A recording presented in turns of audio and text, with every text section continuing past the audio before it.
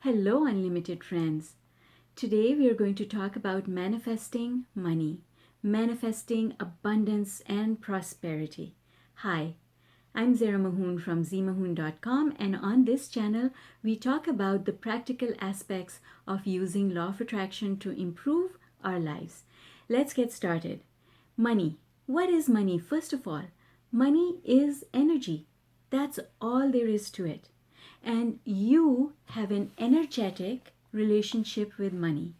That energetic relationship is the sum total of all the thoughts that you've ever thought about money in your whole life, starting from when you were a child.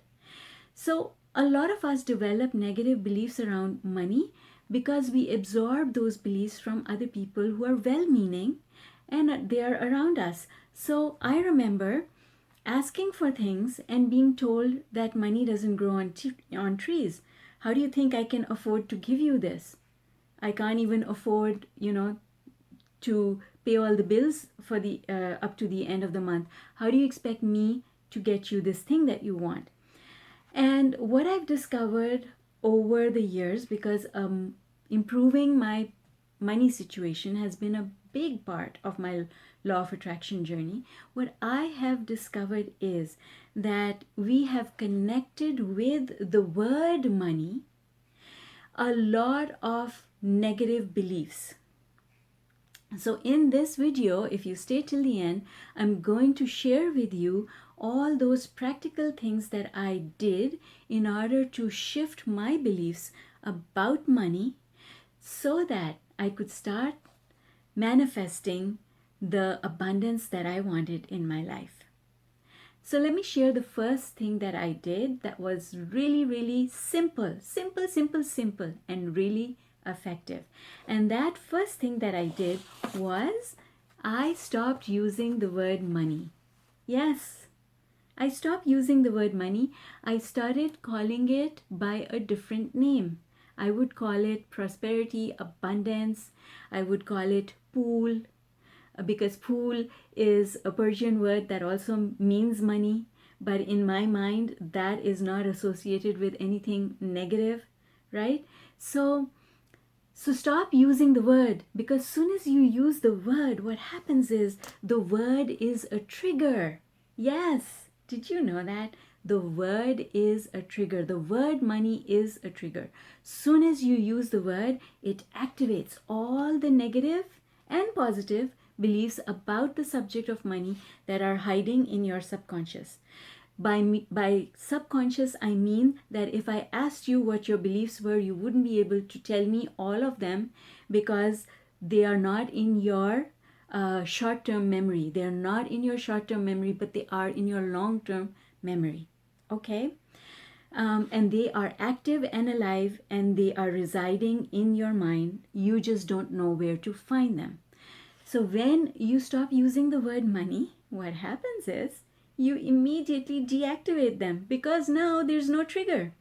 There's no trigger which is going to activate them. How simple is that, and how powerful is that? So that is my first tip to you. If money is a subject that you want to improve, stop using the word money. The next tip I'm going to give you is that we need to sort of write down, just sit for a few minutes and write down what are your fears and your challenges about the topic of money. Because whatever comes up as a fear or a challenge is a belief. And it is a belief that you've created by connecting two things together. And what we need to do is we need to loosen up this connection so that it is not as active in your life. Let me give you an example. So what we do is we write down the statement and then we rephrase it in a manner that converts it into what I call a pure thought.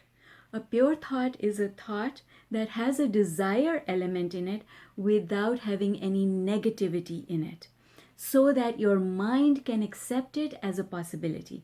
So let me give you a few examples, and these examples are in this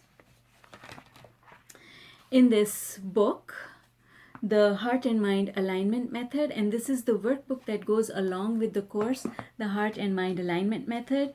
The course opens from time to time for enrollment because I guide people through the course personally. So anyway, if you're interested in the course, you can check out the link in the description. But I'm going to read some statements from this book to you that's going to give you an example of how you need to change the way you speak about money. So, when the thought comes in your head, money doesn't grow on trees. Now, I revisit that thought. Sometimes it pops up into my head when my children are asking me about something. And then what I have to do is I have to shift it because I know better now.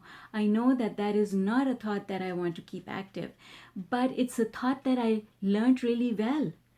So I shift it, and how you shift it is by saying, what is it that I really want? When I say money doesn't grow on trees, what I'm really saying is, I wish it did. I wish money did grow on trees. What does that mean? Well, what that means is I would like money to flow easily to me. So that's how I would restate this statement. Money doesn't grow on trees becomes, I want money to flow easily. That's too expensive. Now, you and I both know that we've said that about a lot of things when we go shopping, right? That's too expensive. What do you really mean when you say that's too expensive? What you're really saying is, I wish I could have it. I wish I could have it. So how can you restate this thought? The restatement is, I want to afford easily all the things that I want. It's that simple. So when you go shopping the next time, just be a little bit aware. And if that thought comes up, this is too expensive, stop and tell yourself, I'm not going to be triggered this way again. My new way of thinking is I'm going to restate this and say, I really like this thing that I see, and I really like it, and I want money to flow so easily that I can afford all the things that I want. Okay? Another one is, there is never enough money. Versus saying, I want more than enough to meet all my desires. You see? It's the actual pure desire.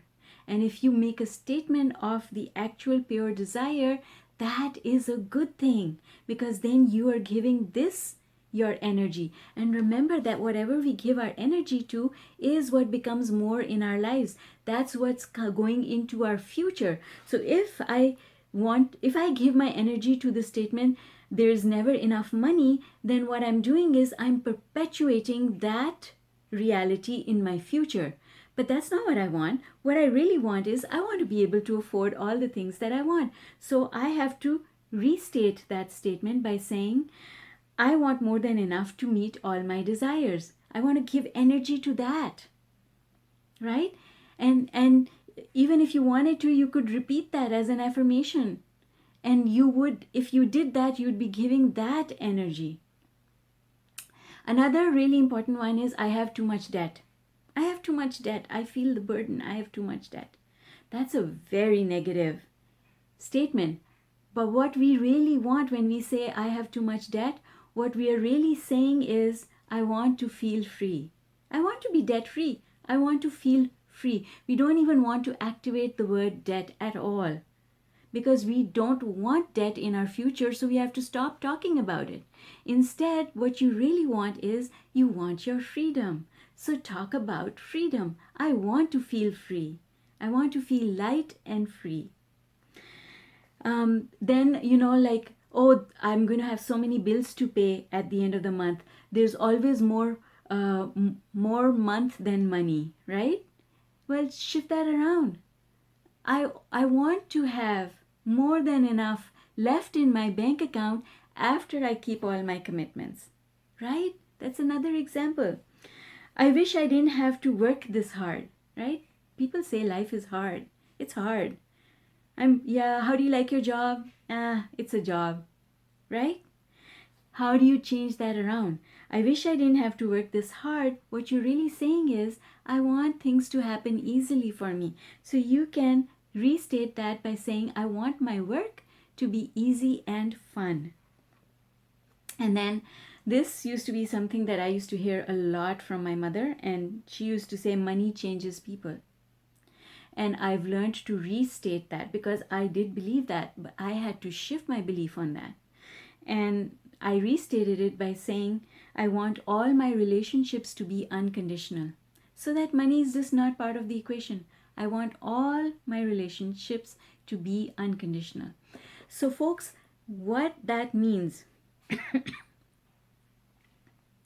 So, folks, what this is an example of is shifting the way you talk and being aware enough, being mindful enough that you notice what you're saying and are able to shift it. Now, I know that when I first realized that this is what I needed to do, I was not able to do it in the moment.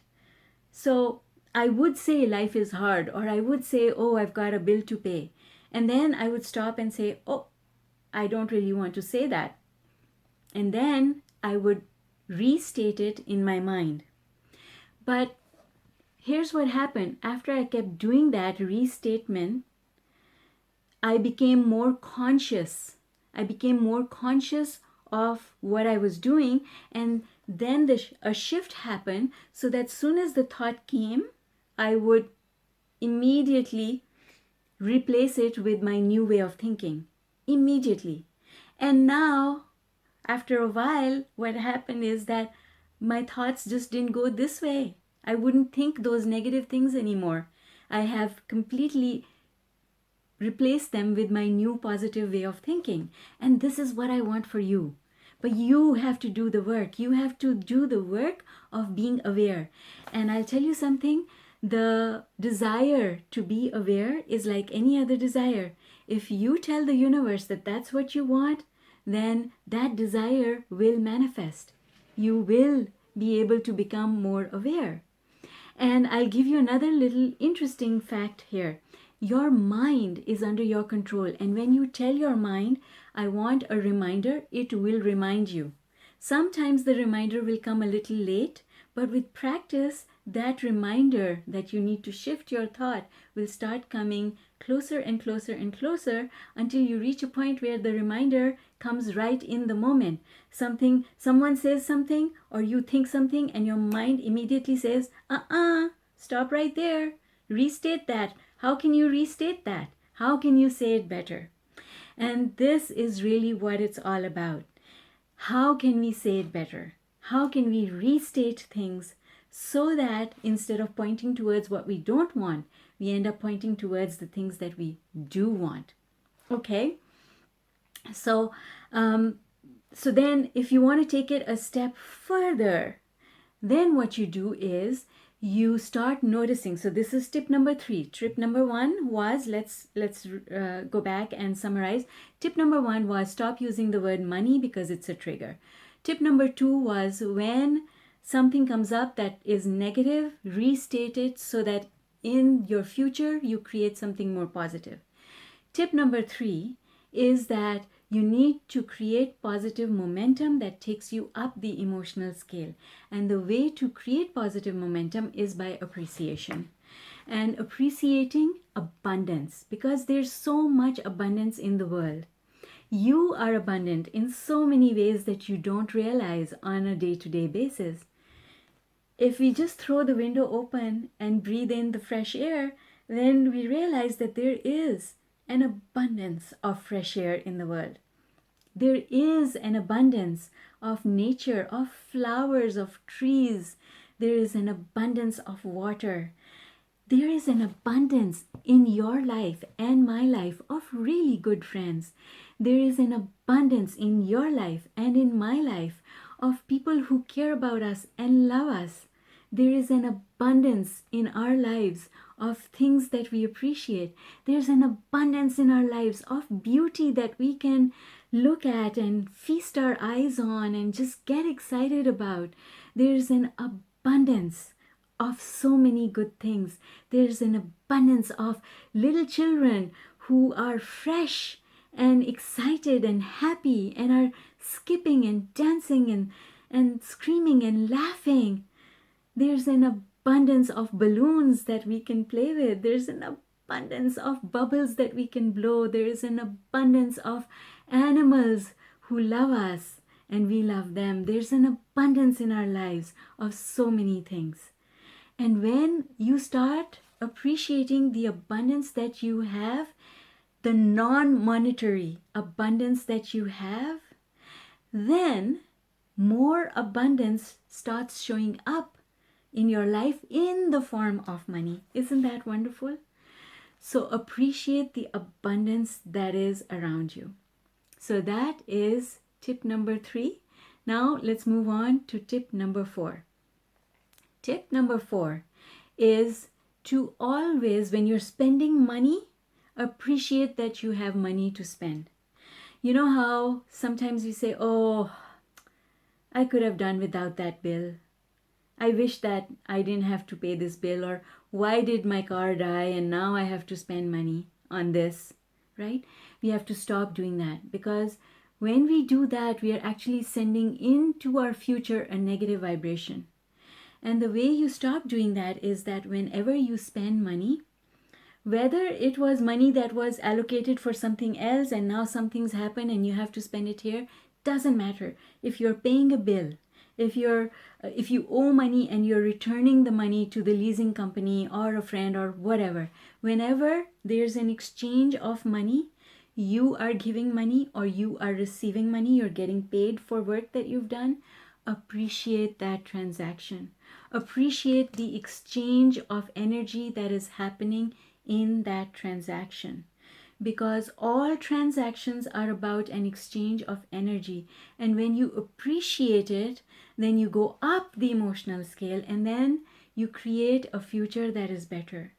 So if you go into the grocery store and you come out with a bag of groceries, appreciate the fact that you were able to do so. If you were able to pay a bill, thank yourself for keeping your commitment and paying that bill. Okay? And really, the 5th tip I'm going to give you is always try and see if you can do a little bit extra when it comes to paying off things. So let's say you have a credit card balance, right? And let's say the minimum payment is $10. Well, if you pay $10.10, you're paying just a little bit extra. But the feeling that generates, oh, I was able to do just a little bit more than what I was supposed to do, and that feels really, really good. It's like when you do something for someone that they never asked you for, it feels really, really good. And so that feeling of feeling just a little bit better is such a powerful feeling that it acts as a money magnet, and it helps you to attract money from sources that you didn't know were there. Okay? Last tip is to repeat to yourself, because here's what happens. We start seeing money as coming to us only through one source or two sources. My job is the only way money can come to me, or my business is the only way money can come to me. Now what you've done is you've connected money with those things. And the universe, even though the universe wants to bring you more money, it can't find its way to you, because you've told the universe it must only come through these two avenues, either my job or this. And sometimes some people are dependent on another person for the money that flows to them, so they can't see outside that, right? And I know that I think about that. I have been there where I saw there was a period of time in my life where I saw my husband as being the only source of my prosperity, right? And I couldn't think outside that paradigm, because that is what I had learned. And then I think about my children, where they sometimes think that I am the only source of money in their lives, and I don't want them to make that connection. So in your life, you have made a connection between money and the source through which you think it will come.